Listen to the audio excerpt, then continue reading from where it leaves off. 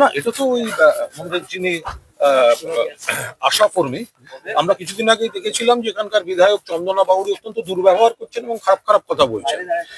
তো তারপরে আমরা একটি মৃত্যু সংবাদও পেলাম যে এখানে আশা কর্মী রুম্পা মণ্ডল তার মৃত্যু হয়েছে এবং তাই নিয়ে আশা দিদিদের মধ্যে অনেক ক্ষোভ বিক্ষোভ আমরা দেখেছি গোটা বিষয়টা। আর কিছু টেকনিক্যাল সমস্যাও ছিল। এখন সেই জায়গায় দাঁড়িয়ে মাননীয় মমতা বন্দ্যোপাধ্যায় তিনি ওই পরিবারের পাশে দাঁড়িয়েছেন, সাংসদ দোলা সেন এবং আমাকে আজ এখানে পাঠিয়েছেন। আমাদের ৩-৪টে দাবি। একটা হচ্ছে সরকার এই পরিবারকে বিকল্প চাকরি, ক্ষতিপূরণ এবং এদের একমাত্র কন্যা সন্তান, তার দায়িত্ব এগুলো নিক। মমতা বন্দ্যোপাধ্যায় নিজেই আসতেন, কিন্তু তাকে তো কার্যত গৃহবন্দী করে, মানে তাকে কোথাও বেরোতে গেলেই তো একটা অশান্তি তৈরি করে দেওয়া হচ্ছে। সেই কারণেই দোলা এবং আমাকে পাঠিয়েছেন।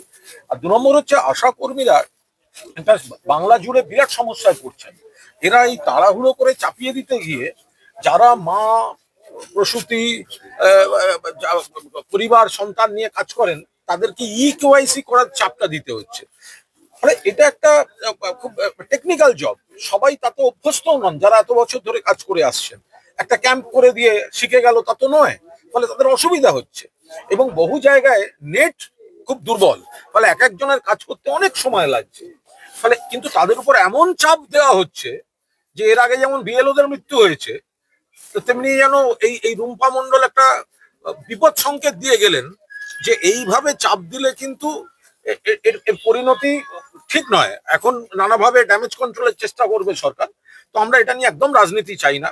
দোলা এবং আমি খুব স্পষ্টভাবে বলেছি, এখানে আমরা দল বা রাজনীতি চাই না। মমতা বন্দ্যোপাধ্যায়ের মানবিক অবস্থান এবং প্রতিনিধি হিসেবে আমরা এখানে এসেছি।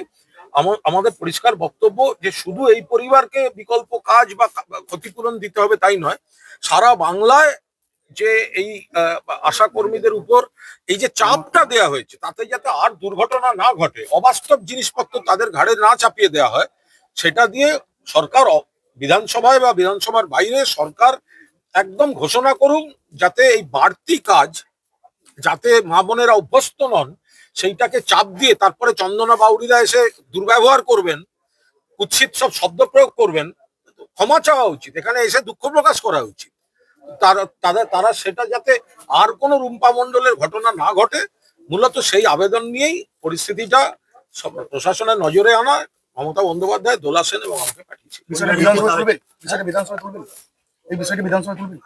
বিধানসভার তো অধিবেশন ছিল না, এখন বিধানসভার অধিবেশন আসছে। এখন তাতে যদি টেকনিক্যাল বিধানসভায় যে ইস্যুগুলো তোলার যে বিষয়গুলো রয়েছে সেগুলো থাকলে 100 বার তুলবো যে এইভাবে আশা মা বোনেদের, দিদিদের যে সমস্যাটা তৈরি হয়েছে সারা বাংলা জুড়ে। আমরা এসছি এখন গঙ্গাজল ঘাটিতে, বাঁকুড়া জেলার, কারণ রুম্পা মণ্ডলের মৃত্যু হয়েছে বলে। কিন্তু এই ধরনের চাপের মুখে যে দিকে দিকে আশা কর্মীদের যে বিক্ষোভ চলছে, অভিযোগ, সেটা তো সারা বাংলা জুড়ে এবং সরকারের একটা ভুল নীতির উপর দাঁড়িয়ে যারা যে কাজে অভ্যস্ত নন সেই কাজে তাকে চাপ চাপ দেওয়া হচ্ছে, ব্যবহার করা হচ্ছে, নইলে খারাপ কথা বলা হচ্ছে। তো আমরা নিশ্চয়ই আমরা সেটা বিধানসভায় কনসার্ন মন্ত্রীর দৃষ্টি পরিবারের সাথে দোলা এবং আমি হাজব্যান্ডের সঙ্গে কথা বলেছি, ওনারা আত্মীয়ের সঙ্গে কথা বলেছি এবং তারপরে এই গ্রামের যারা প্রধান বা বাকি নাগরিকরা তাদের সঙ্গে আমরা কথা বলেছি। তার সঙ্গে আমাদের গতকাল থেকেই যোগাযোগ দোলার সঙ্গে এখানকার নেতৃত্বের আমরা করে রেখেছি, কিন্তু আজ ফিজিক্যালি ওর হাজব্যান্ডের সঙ্গেও কথা এবং এখানকার যারা আছে খুবই দুঃখিত, এখনো পারলৌকিক ক্রিয়া হয়নি। ফলে তাকে আমরা কি বলবো বলুন, মানে তাকে পরিবার মুখ্যমন্ত্রীর কাছে গেছিল, পরিবার যাই থাক তারা তো কোনো সদুত্তর পাননি। আমরা সেই মুখ্যমন্ত্রীর কাছে কোন পরিবার গেছিল? মুখ্যমন্ত্রী বলছেন কেন? এটা যে মানে এই কথাটা যদি কেউ দেখা করেও থাকে, সরকারের তরফ থেকে তো কোনো সদুত্তর পাওয়া যায়নি। ফলে আমরা খুব নির্দিষ্টভাবে বলছি যে এর পরিবারকে বিকল্প চাকরি, কর্মসংস্থান, 2 আর্থিক ক্ষতিপূরণ, 3 এর একমাত্র যে শিশুকন্যা আছে তার জন্য যা যা সাহায্য করা দরকার। আর সবচেয়ে বড় কথা, সরকার পলিসি করে সারা বাংলার আশা কর্মীদেরকে আশ্বস্ত করুন যে যে কাজটায় তারা অভ্যস্ত নন, জোর করে তিনি মা শিশুদের নিয়ে কাজ করেন, প্রসূতিদের নিয়ে কাজ করেন। এখন হঠাৎ যদি তাকে বলা হয় কেওয়াইসি, সেই মোবাইল, কম্পিউটার, নেট, তার মধ্যে অর্ধেক জায়গায় নেট স্লো। এখন এটা কোনো দল বা মানে সরকার বিরোধী পক্ষ নয়, এটা এটা মা বোনেদের সমস্যা, যারা আশা দিদি, আশার কর্মীরা, তাদের সমস্যা।